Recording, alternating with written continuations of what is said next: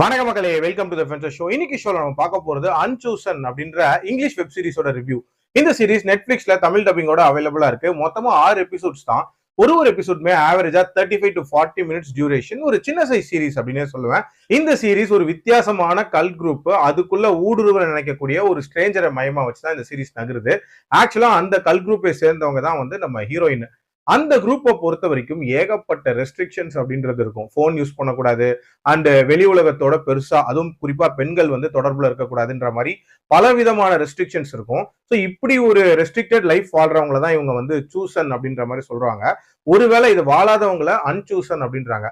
அப்படி ஒரு அன்சூசன் பர்சனா நம்ம ஹீரோயினோட லைஃப்குள்ள வரவர் தான் நம்ம ஹீரோ. இவர் ஆக்சுவலா ஜெயில இருந்து தப்பிச்ச ஒரு கைதியா இருப்பாரு. இவரு நம்ம ஹீரோயினோட பொண்ணோட உயிரையே ஒரு கட்டத்துல காப்பாத்துறாரு. அதனால ஹீரோயினுக்கு இவர் மேல ஒரு விதமான அட்ராக்ஷன் அப்படின்றது ஏற்படும். அந்த அட்ராக்ஷனுக்கு பின்னாடி இருக்கக்கூடிய ஆபத்துகள் என்ன, அந்த பர்சனோட பாஸ்ட் என்ன, அண்ட் அவர் கொண்டு வரக்கூடிய டேஞ்சர் என்ன, டுவர்ட்ஸ் என்ன ஆகுதுன்ற மாதிரி நிறைய விஷயங்களை சொல்லக்கூடிய ஒரு சீரிஸ் தான் இந்த சீரிஸ். எனக்கு இந்த சீரிஸ்ல பிடிச்ச விஷயமே இந்த ரிலீஜியஸ் கல் குரூப்பை காட்டின விதம்.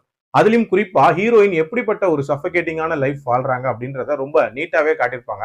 சோ அவங்களுக்கு ஒரு ரே ஆஃப் ஹோப் அப்படின்ற மாதிரி தான் நம்ம ஹீரோவோட என்ட்ரி இருக்கும். இவர் மூலமா வெளி உலகத்தை பாத்துரலாம் அப்படின்ற நம்பிக்கையோட இருக்கும் போது அவருக்கு பின்னாடி வரக்கூடிய அந்த டேஞ்சர் அப்படின்றதெல்லாம் ரொம்ப நீட்டா பிளான் பண்ணப்பட்டிருக்கும். அதுலயும் அந்த நபர் எப்படிப்பட்ட நபர், அதாவது ஒரு கைதி அப்படின்றத ஸ்டார்டிங்ல காட்டிடுவாங்க.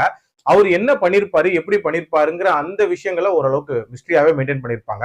அதுலயும் அந்த கேரக்டர் பண்ணக்கூடிய சம்பவங்கள்லாம் இருக்குல்ல, பயங்கர அன்பிரடிக்டபிளா இருந்துச்சு அப்படின்னே சொல்லலாம். இந்த சீரிஸோட லாஸ்ட் 2 எபிசோட்ஸ் ஒரு மாதிரி சர்வைவல் மோட்ல இருக்கும் அப்படின்னே சொல்லலாம். But through out the series அந்த பதட்டத்தை மெயின்டைன் பண்ண தவறிட்டாங்க அப்படின்னே சொல்லலாம். கண்டிப்பா இன்னும் பெட்டரா பண்ணியிருந்திருக்கலாம்.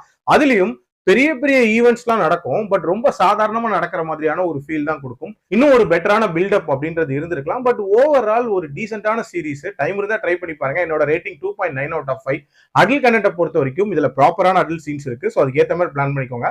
மீண்டும் அடுத்த விமர்சனத்தில் சந்திக்கிறேன். நன்றி, வணக்கம்.